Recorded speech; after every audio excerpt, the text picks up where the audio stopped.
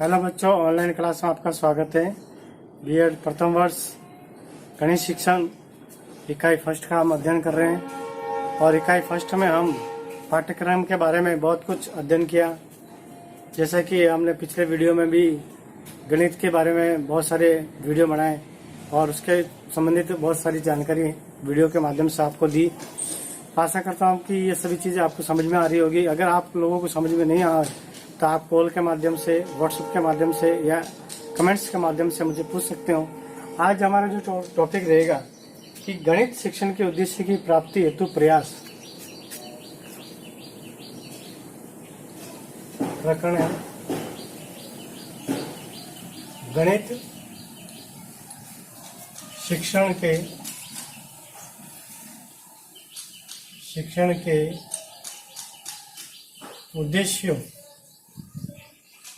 उद्देश्य की प्राप्ति हेतु प्रयास।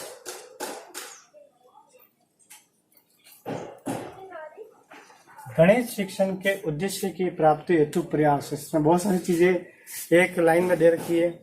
गणित शिक्षण यानी गणित को पढ़ाते समय, गणित का अध्ययन कराते समय, गणित के सवालों को कराते हुए, गणित की हर चीजों को बताते हुए टीचर के माध्यम से के उद्देश्यों की, यानी जो हम एक शिक्षक एक गणित शिक्षण करवाता है तो उसके उद्देश्य की प्राप्ति के लिए क्या क्या प्रयास करने चाहिए। यानी हम कोई भी किसी भी विषय वस्तु पर कार्य कर रहे हैं, उसके पीछे उद्देश्य हमेशा होता है। वैसे ही हम किसी भी विषय को अगर पढ़ रहे हैं तो उसके पीछे उद्देश्य अवश्य होता है। अगर हिंदी पढ़ रहे हैं तो हिंदी क्यों पढ़ रहे हैं, संस्कृत पढ़ रहे हैं संस्कृत का अध्ययन कर रहे हैं तो क्यों कर रहे हैं, साइंस पढ़ रहे हैं तो साइंस का अध्ययन क्यों कर रहे हैं, गणित पढ़ रहे हैं तो गणित का अध्ययन क्यों कर रहे हैं। तो हर कार्य के पीछे उद्देश्य अवश्य होता है। बिना उद्देश्य का कोई भी कार्य नहीं किया जा सकता है। वैसे ही गणित शिक्षण अगर हम करवा रहे हैं तो गणित के वो उद्देश्य के लिए करवा रहे हैं, तो उद्देश्य की प्राप्ति हेतु एक शिक्षक, एक विद्यालय किस तरह के प्रयास कर सकता है। हमें अगर गणित में हर बालक के, हर शिक्षार्थी को उद्देश्य की प्राप्ति करवानी है तो उद्देश्य की प्राप्ति अपना तो होगी नहीं।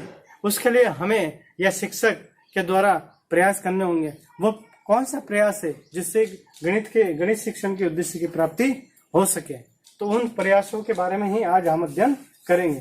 तो सबसे पहला जो प्रयास है वो है व्यवहारिक उद्देश्य की प्राप्ति। व्यवहारिक उद्देश्य की प्राप्ति। हम हमारे जीवन में जो हम काम करते हैं पूरे दिनचर्या में, उस ज्ञान को क्या बोलते हैं, व्यवहारिक ज्ञान कहते हैं। पुस्तकीय ज्ञान अलग होता है। पुस्तक का ज्ञान होता है जो पुस्तक के प्रश्न उत्तर याद करके हम उसके उत्तर कॉपी में लिखते हैं, लेकिन वह ज्ञान हम हमारी रियल लाइफ में, हमारी वास्तविक जिंदगी में जो उपयोग कर लेते हैं उसको बोलते हैं व्यवहारिक ज्ञान। यानी गणित शिक्षण कराते समय हम जो उद्देश्य की प्राप्ति करवा रहे हैं तो व्यवहारिक ज्ञान होना बहुत जरूरी है। शिक्षक को छात्रों के दैनिक जीवन की समस्याओं के समाधान हेतु उपयोगी ज्ञान पर बल देना चाहिए। लेखा जोखा है, डाक बैंक है, हम पूरे दिन में गणित का ही कार्य करते हैं। आज हम सब्जी भी लेने जाए तो वहाँ पे भी गणित का काम है, और भी कोई कार्य करते हैं, समय देखते हैं, और भी बहुत सारे कार्य हैं जिसमें हम गणित का उपयोग करते हैं। तो गणित कराते समय, गणित का शिक्षण कराते समय इस व्यवहारिक उद्देश्य की प्राप्ति हो सके, इससे ऐसे उद्देश्य की प्राप्ति हेतु प्रयास करना चाहिए। उसके बाद में नैतिक व चारित्रिक उद्देश्य प्राप्ति। नैतिक व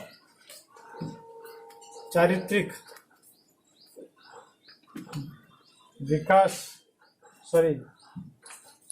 उद्देश्य की प्राप्ति।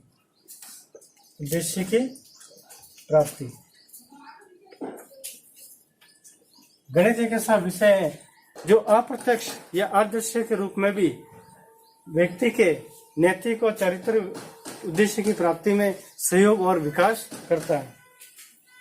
संस्कृति हमारे पूर्वजों की धरोहर है। जो संस्कृति चली आ रही है, आज हमारे पूर्वजों ने हमें दी और हम अपने आने वाली पीढ़ी को ये संस्कृति हस्तांतरित करते रहते हैं।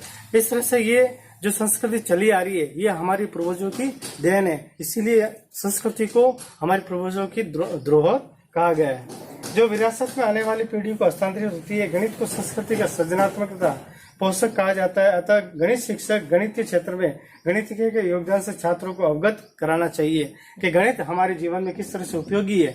गणित के अध्ययन करने से आपके जीवन के कितने सारे कार्य पूर्ण हो सकते हैं। इसलिए गणित के ज्ञान के बारे में उनको बच्चों को अवगत कराना चाहिए, गणित के बारे में अध्ययन करवाना चाहिए। इस गणितीय संस्कृति को अगली पीढ़ी से परिवर्धन और शोधन कर प्रस्तुत किया जाए। जिस तरह से हमने हमारे पूर्वजों से गणित जो सीखी उसका परिशोधन यानी नए तरह से नवीनता लेते हुए गणित को आगे हस्तांतरित आने वाली पीढ़ी में करना चाहिए। इसके बाद में अनुशासनात्मक उद्देश्य प्राप्ति। तीसरा है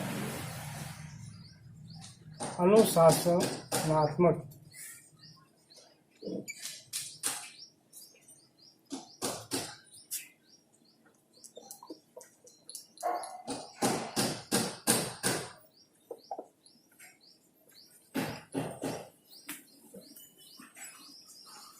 उद्देश्य की प्राप्ति।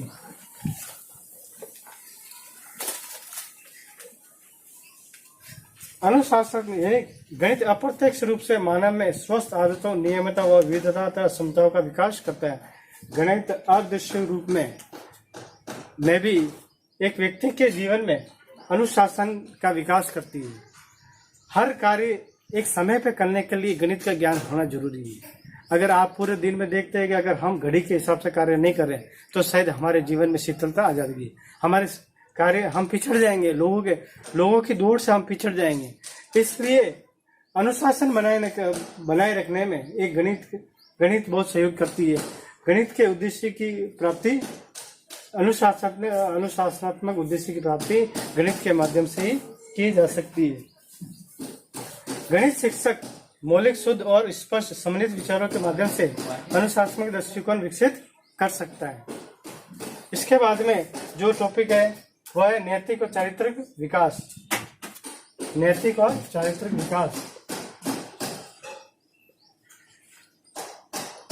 व चारित्रिक विकास ये उद्देश्य की प्राप्ति का ये विकास है। गणित शिक्षक छात्रों में तार्किक एवं निर्णय शक्ति विकसित करके नेतृत्व की क्षमता का प्रादुर्भाव कर सकता है। यानी गणित में अगर व्यक्ति तार्किक और निर्णय लेने की शक्ति अगर उसमें विकास होती है तो उसकी नेतृत्व की भावना का विकास होता है। नेतृत्व यानी लीडरशिप करने की भावना का विकास होता है। अगर बालक अगर गणित में होशियार है तो आपने देखा होगा कि लगभग जो बालक गणित में होशियार होता है वो हर क्षेत्र में होशियार होता है, साइंस में होशियार होता है, हर क्षेत्र में वो होशियार होता है। गणित सब्जेक्ट है ही ऐसा कि अगर बालक अगर गणित में अगर होशियार होता है तो वो हर क्षेत्र में होशियार होता है। अपने न्यायपूर्ण चरित्र व भेदभाव रहित संगत निर्णय से छात्रों का प्रभावित कर सकता है। गणित जो बालक के व्यक्ति के जीवन को प्रभावित करता है, व्यक्ति के और बालक के जीवन को प्रभावित करता है। गणित सीखने वाला व्यक्ति हर समाज में उसको सम्मान की दृष्टि से देखते हैं, उसको हर प्रकार से अलग प्रकार मतलब कि होशियार समझते हैं। तो नैतिक और चारित्र का विकास होता है गणित के माध्यम से। अंत में जो चल रहा है आएगा वो है पांचवा अवकाश का सदुपयोग।